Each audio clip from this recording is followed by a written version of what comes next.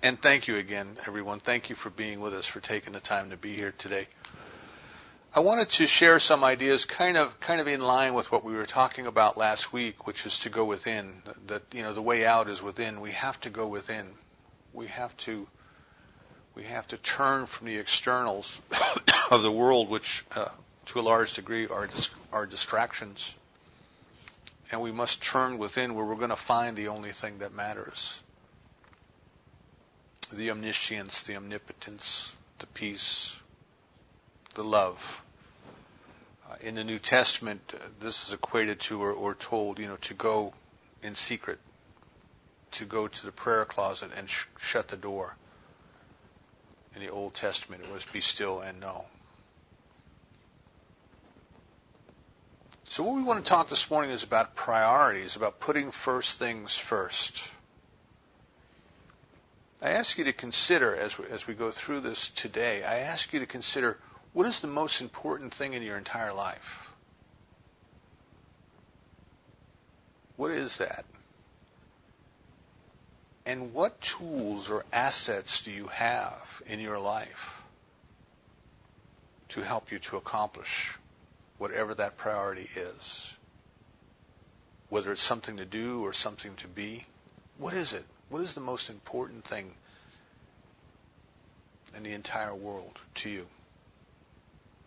And what do you have? What have you been given? What is at your disposal to help you achieve that?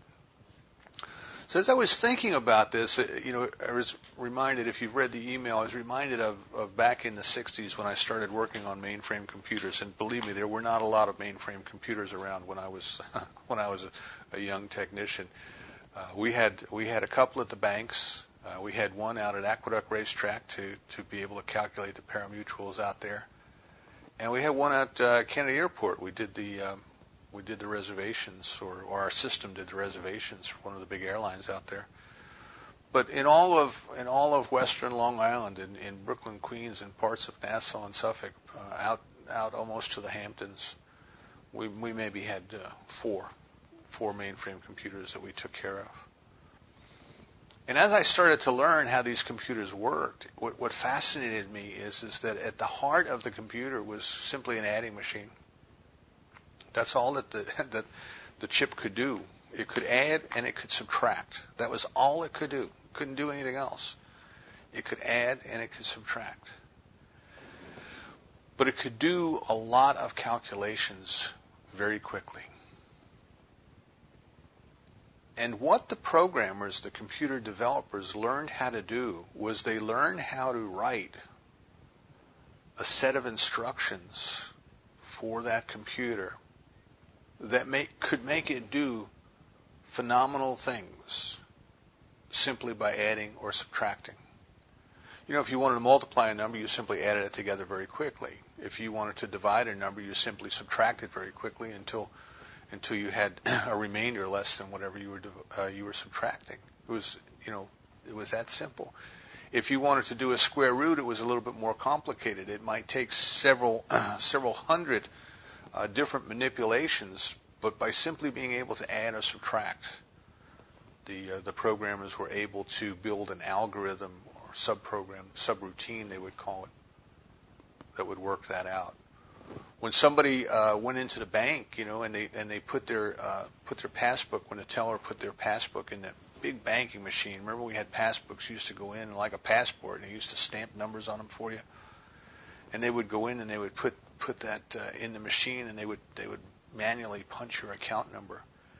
And each one of those numbers would be fed down to the computer one at a time, and the computer would use those numbers to eventually find your record somewhere. It was hanging out on a storage device. It was actually printed on X-ray film. And the computer was able to go and send instructions one at a time. Send instructions over to the device holding the record, and it was able to get that information and read it, and it would come back and it would know what your balance was. Send that information back up to the teller. Did that all one step at a time, simply by being able to add, to subtract. That was pretty much what it could do. It could move something from here to there. but as far as being able to do wild calculations, complex calculations, it had to do everything simply by adding or subtracting.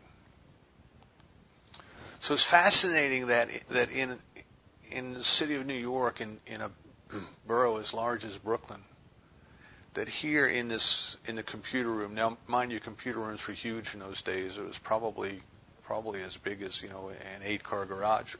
We had two computer systems in there, one backing the other up in case something went wrong. But all of the people in all of the branches of that particular bank in the borough of Brooklyn, all of these transactions that were going on simultaneously, you'd go into the bank and you'd see people waiting in line. All of this that was going on was all being processed by a machine that could only do one thing at a time. And that one thing that it could do was to add or subtract. Just amazing. And if you think about it, the importance of that is that you and I, through the power of our mind, we have a system that works very much the same. We can only have one thought at a time. We can have a lot of them very quickly, but we can have one thought at a time. And this is why teachers will tell us, a positive and negative thought can't exist in your consciousness at the same moment in time. You can have one or the other. And we function kind of like the computer. What the computer would do is when it was running a task, if there was something more important to do, it would get an interrupt signal. So basically another task would come in and it would have a priority assigned to it. And if the priority of the incoming task was higher than the task that was running, the computer would stop what it was doing, stop calculating whatever it was doing. It would take all of the data associated with that particular task and it would move it over somewhere to what was called temporary storage. And then it would get all the information that it needed to perform this new task. And when it when it finished completing the priority interrupt, it would go back and it would get all of the information that it had stored in temporary storage. It would bring it back into the processing unit and it would pick up right where it left off. And it would start processing that other task again. And then if something higher came along, it would take another interrupt. It would process the higher priority, and then it would go back. And in this manner, the computer was doing one thing at a time, but it was always doing the most important thing at the time. It was always doing what had been determined by the programmers as to what was the highest priority. Mind you, the computer wasn't deciding what was the highest priority. The computer was simply doing what it was being told to do by the consciousness of the programmers. So here it is very quickly doing one thing at a time, but always doing the most important thing at the time. And because it can do things so quickly, it does lots and lots of things, and it does very, very complicated things. But when you look down far enough as to how it's doing it, it was doing it in a very, very simple manner. A manner that, that if you sat and looked at it, you could explain it to a child how this machine was doing what it was doing. And in our lives, what happens to us is we have a thought. We have something that's going on. We have a task at hand. And we become engaged in doing it. And then something else comes along and it interrupts us, and we go and we take the interrupt and we go work on this other thing. And when we finish the other thing, excuse me if you like me, and you stop and say, well, what was I doing before I was interrupted? What was I working on? And it takes a little while for it to come back. I'm not as efficient as that computer, and I can just reach back into my store stack and grab the bits and bytes and move them over. I've got to stop and think. And it's, oh, yes, that's what I was doing. And then I go back to doing it. And then another interrupt comes along, and I stop what I'm doing, and I go. So the point there is that we function. We can at least imagine that we function in a similar fashion to the way that I described the operation of the computer. Excuse me. We have one thought at a time. It can be a positive or a negative thought. We have one thought at a time. We act on it. Another one comes in, we process it. Another one comes in, we process it. Something comes and interrupts us. We decide, we make a decision. Am I going to deal with that thing that's coming in to interrupt me now, or am I going to let it wait till later? And we are constantly operating in a manner similar to the computer. But it's even more important to us in that there is a power in the universe that responds to us according to our thought, to our belief.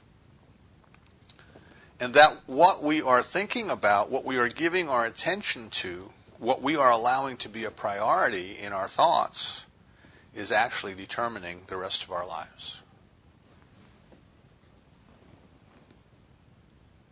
And the question comes up, well, how conscious are we of this? Are we aware of what's going on, and do we make deliberate choices? In one of, I think it's Napoleon Hill or W. Clement Stone, I can't remember, but it was kind of those types of books, self-help psychology books. There was a story about, I believe it was Schwab, who founded U.S. Steel. They bought out Carnegie, Andrew Carnegie, and they founded the U.S. Steel Corporation. And this man who was running this large corporate empire called a consultant in. And he said to the consultant, he says, I don't think we're being as effective or as efficient as we ought to be. I don't think we're getting everything done that we ought to get done. I don't think we're getting the right things done. I'd like you to go kind of meet with my staff, observe them in their work, and see what ideas you might have. Excuse me while I take a drink. So the consultant did that. The consultant went off and met with Schwab's direct reports and observed them at work for a while. And he came back a few days later, and Schwab said to him, well, what do you think? And the man said, well, he says, I have one idea for you, he says, but I think this idea can in effect really turn your business around, can have a great benefit for you. And Schwab said, well, what is it? The guy said, well, he says, every morning what you'll do is have your direct reports make out a list of the most important things they need to do that day. And then they do them. And that's all they do, and they don't work on anything else that comes along to distract them. Just keep them focused on what's on their list. And Schwab looked at him, he says, that's it?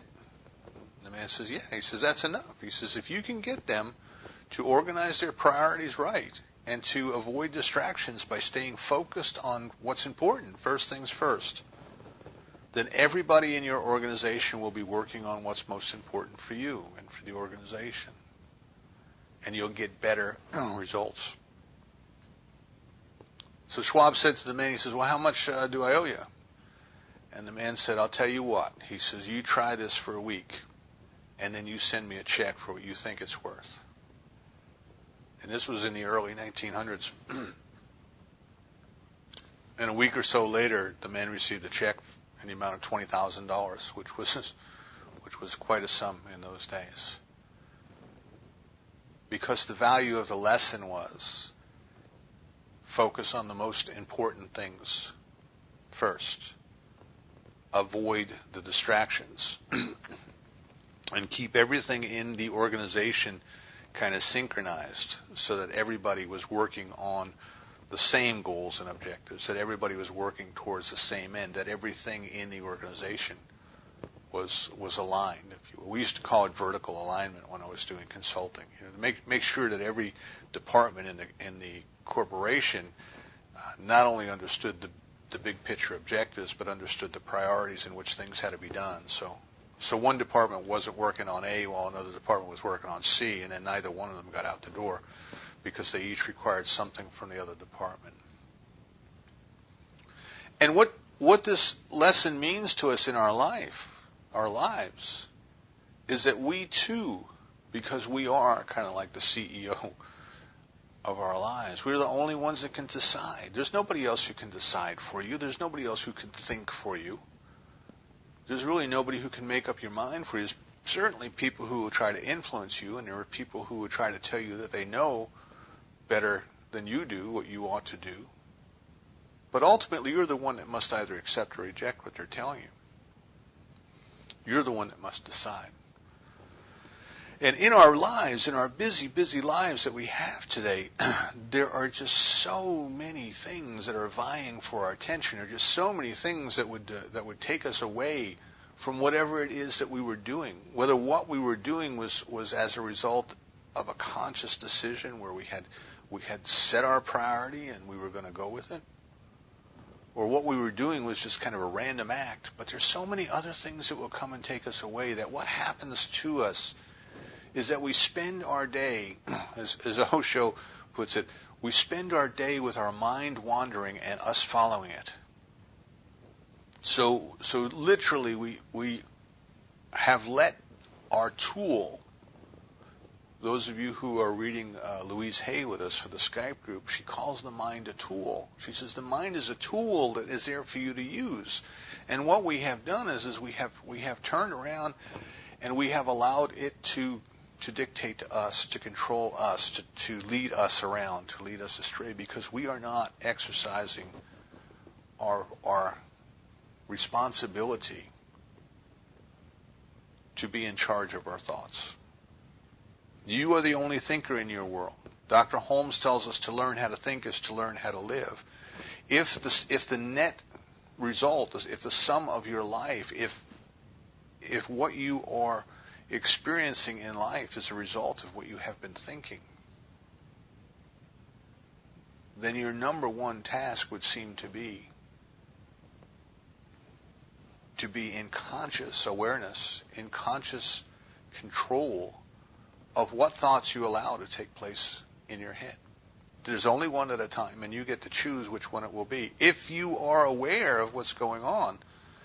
But if you have abdicated that responsibility, if you are living your life at a level of kind of unconscious reacting and responding to the world that's going around you, if you allow yourself to be sucked into the drama of the world, if you've allowed your mind to wander all over the place and you simply follow it around to see where it's going to take you today, then you're not choosing consciously. You're not, as the Coke commercial said, you're not choosing wisely. So what we want to look at then is, what is the most important thing in your life? What is the most important thing in your life? And what are the assets? What are the tools that you have? What is the most important tool that you would have?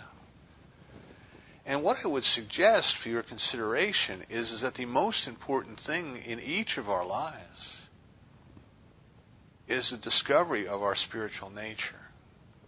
It is the discovery of the soul, if you choose to call it that. It is the discovery of the fact that we, whatever we are, that we are first spiritual. And that the bodies that we use and that the circumstances that we are in our lives are projections of our consciousness.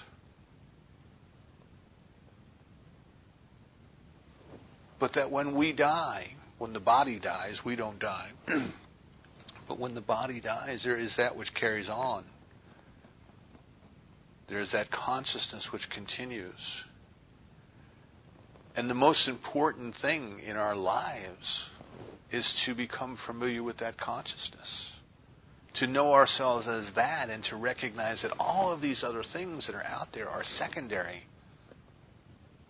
to the discovery of the soul, to the discovery of the spirit, to living our lives as those spiritual beings that we are, rather than being caught up in the drama of the human experience, of the being successful at business, of having lots of things, nothing wrong with things, but they're not the end game in life. They're not the sole purpose of life. They kind of come along. With other more important things. So somebody put an interesting quote out on the net this week, and it was allegedly from Einstein. I didn't go fact check it, so you might take it with a grain of salt. But it's allegedly from Einstein, and it was talking about how the intuitive mind is the real us, and logic and reason are the servants. They're supposed to follow our intuition. But what we have done is we've created a society that worships the servant, logic and reason, and has forgotten the true self, the intuitive self. And of course I liked it. Of course it spoke to me in that we have created a society that glorifies busy. Oh my God, if you're busy, that's what counts. Were you working on the right thing? Well, I'm not sure, but I was busy. We were very, very busy. We worked hard. All of these things, as you've heard me say in the past, we deliberately create things that are hard, and then we kind of glorify those people who can do them. Our professional athletes, for example. We're the ones that put the basketball net up at 10 feet or wherever it is. And then we kind of worship the people who are able to get the ball through it. If we put the basketball hoop down at 5 feet, nobody would watch the game. Wouldn't be hard. So we in our society is just a reflection of our collective consciousness. What we have done is we have created a system that glorifies busyness. And what we want to do is we want to come back into our individual life and recognize that it's okay to leave society where it is. It is okay to leave the world where it is, because it is eventually going to awaken each and every one on their own. But our number one task is not to get sucked into it. Our number one task is not to get caught up into the drama, into the distraction, into all of the things that would kind of lead us astray, and by that I mean just lead us away from our purpose to discover the soul, our purpose to be aware of consciousness, our purpose to be aware of the thoughts that are in our head, our purpose to choose deliberately the thoughts that are in our head as much as we can. So in the Buddhist tradition, they ask a question and they say, what is it that you believe in?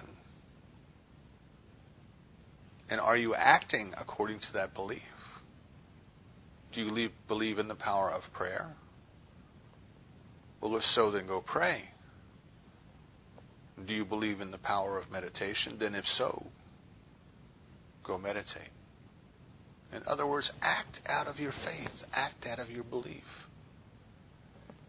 And what is it then that we believe? And are we acting out of our belief? Do we truly believe that to learn how to think is to learn how to live? Do we truly believe that each and every thought that we take into our consciousness, that we allow into the tool of our mind, that each and every thought is precious, is important, and each and every thought that we take in can and will have an impact on our future? And if so, what are we doing about it? If so, are we becoming the observers of that thought? Are we allowing ourselves to become aware of what we've been letting into our mind? Are we becoming the conscious choosers of our thought? Are we deliberately inducing into our consciousness the kind of thoughts that we want to have? Are we using our spiritual practice of treatment to very deliberately set into motion the power that can help us change our consciousness, to bring about the changes within us that will allow us to have more and more of the kind of thoughts that we want, and less of the kind of thoughts that we don't want? There's a story in the New Testament came to my mind this morning, and I know that you've heard it. It's about the master who was going on a trip and called the servants together, and he gave each of the servants 5 talents, talent, T-A-L-E-N-T, which in that culture was a form of money, but it's interesting that it has another meaning for us. And the master went away and came back, and he called the servants forward, and he asked them to give an accounting for what they had done with the talents that he had given to them. And the first servant came forward, and the first servant had taken the money and had invested it wisely and had a great return on the 5 talents. And of course, the master was very happy and gave that servant a big reward. And the second servant came forward and had been a little bit more cautious in the way that he had invested the money and didn't make as great a return. And he still got a reward, but it wasn't as great a reward as the first servant. And then the third servant came forward and hadn't done anything with the money, was afraid to use it, just held on to it, figured it was better to have the 5 talents than to lose them. And of course, that servant didn't get a reward. That servant got admonished. And I was starting to think, excuse me, what is our unique talent? Switching away from money, but to an ability, to talent. What is the talent that we human beings have been given that, as far as we know, no other species on this planet has? And I would say that talent is self-reflection. Self-reflection in the ability to be aware of our own thought and to analyze it and to choose it. Now, we know that some of the animals think. It's very clear that animals can be trained and that animals can figure things out. You've seen the experiment with the crows bending a paper clip into the shape of a tool and using it to hook things that they couldn't otherwise get to. Clearly, there's something going on there. There's some type of intelligence at work. But is it self-reflective? Is it self-awareness? Is it self-consciousness? And I believe that we are the only ones at least that we know of, that have the ability to stop and ask ourselves, well, what am I thinking? And why am I thinking that? And what else could I be thinking? And I imagine that is the talent that we are supposed to use. That is the talent that we've been given, that if we will use it, if we will invest it, then we will have great reward, not in terms of reward or punishment, but reward in terms of self-discovery and of self-growth and of self-awareness and of spiritual development and of bringing ourselves into a deeper alignment with the presence of the divine within, to bring ourselves into a greater experience of God. See, if God is omnipresence, everywhere present, then all of our spiritual practice is not for the purpose of bringing God someplace where God isn't already. But our spiritual practice is for the purpose of our realization, of our awakening, of our understanding and of our experience of that which already is. So I would say that our purpose, I asked you at the beginning to consider your purpose and your assets and your tools. I would say our greatest purpose is to discover the presence of the divine within, without, all around. And our greatest asset is our ability to reflect, our ability to become aware, and our ability to use our mind as a tool, instead of following our mind around wherever it happens to wander.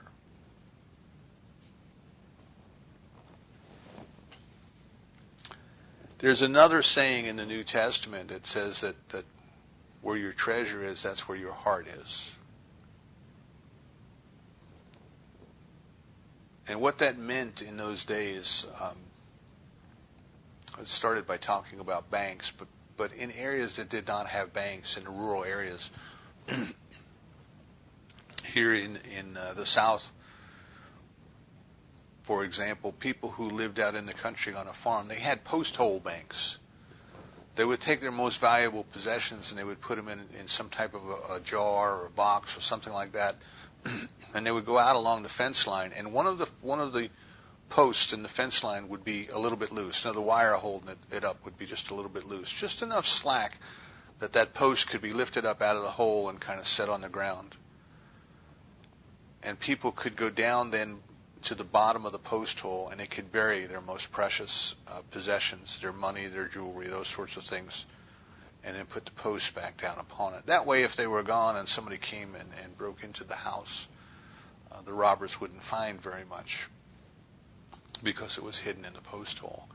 And it wasn't much different in the time that the New Testament was written. People would take their valuable and they would go out in a field somewhere,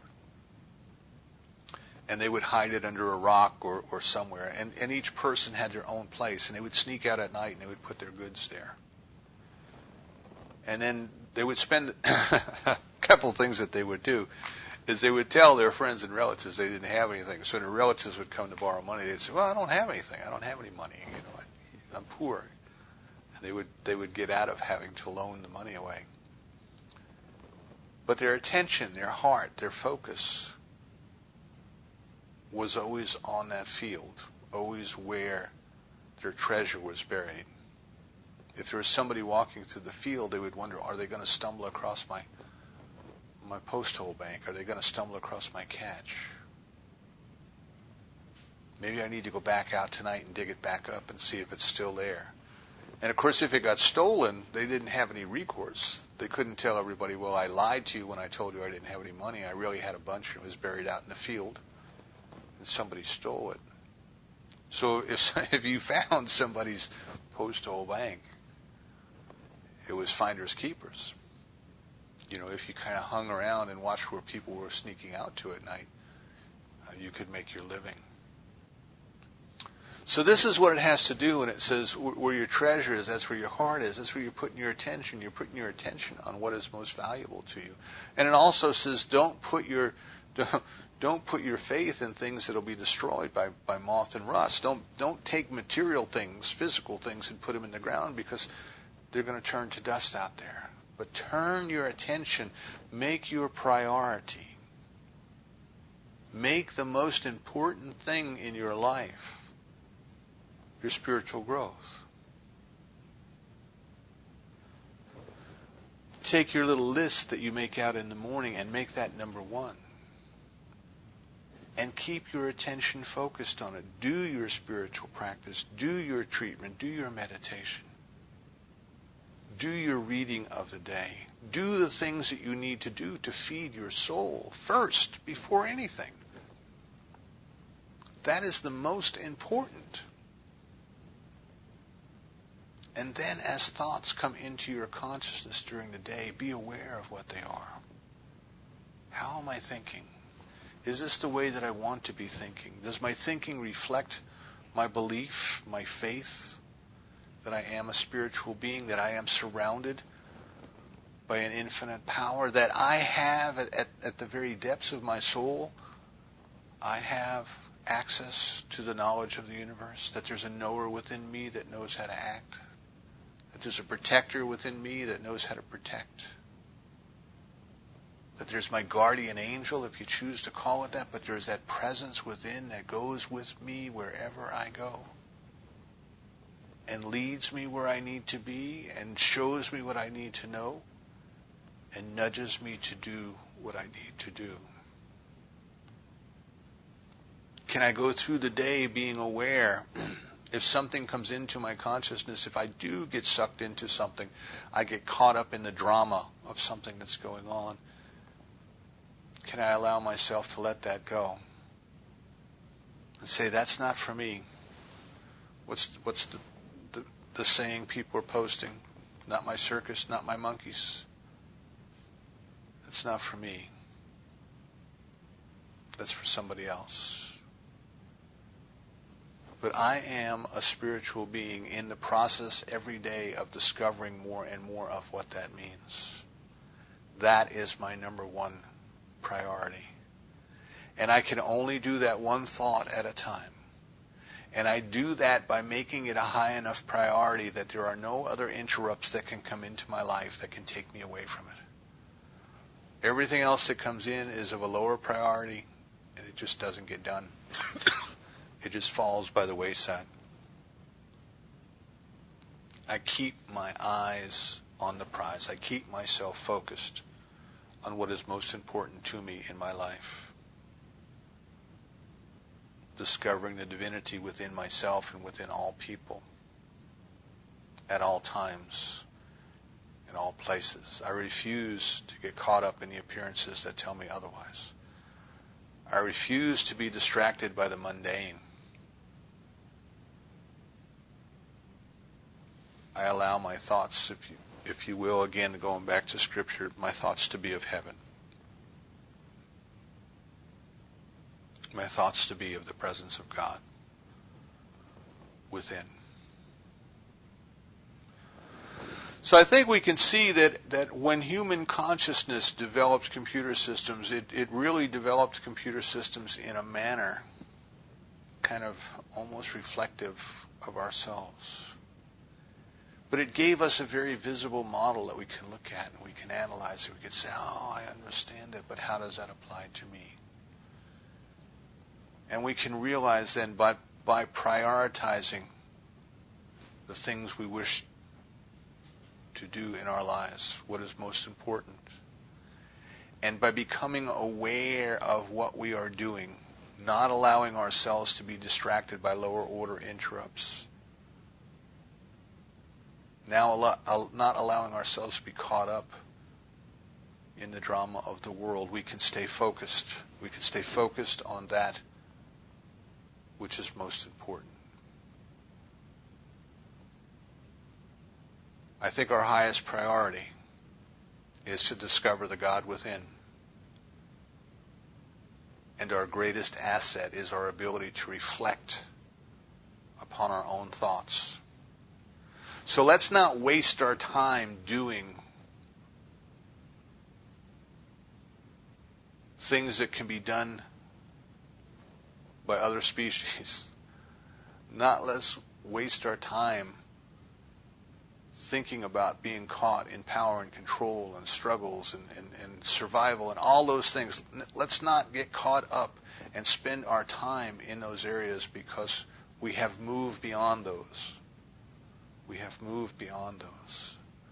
Let's spend our time doing the things that only we can do. Deliberately, consciously, using the tool that we've been given to select what goes in, to reject what we don't want to come in, to keep ourselves every minute of every day that we can, every minute of every day, constantly aware of the fact that we are spiritual beings experiencing this place called Earth. And everything here is turning to dust. But our consciousness does not.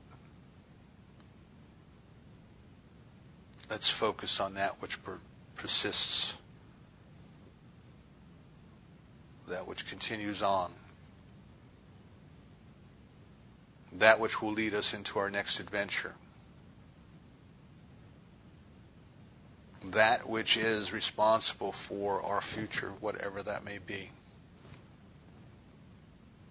For it is done unto us according to our belief, no matter where we are. So I invite you this week to have fun, to think of yourself as a mainframe computer doing one thing at a time. You're either adding or subtracting. You're adding to your consciousness as a spiritual being, or you're subtracting from it. You're doing it based on the thoughts that you allow to come into your consciousness. You're doing it based on the priority of the interrupts, or the priority that you have assigned to the interrupts. Make your highest priority to be your discovery of God. Let nothing else get in the way. Do your spiritual practice, but also be aware, reflect, observe what's going on in your consciousness. Don't just run through the day on autopilot, but be aware. What's going on? What's your computer working on? Is it your faithful servant? Doing everything it can possibly do to help you with your number one priority? Or has it become your master, leading you around from place to place because you haven't given it direction? We have the ability to think, we have the ability to be aware of what we are thinking, and that means we have the responsibility and the accountability to do so. You are the only thinker in your world. It's very important to put first things first. And so it is.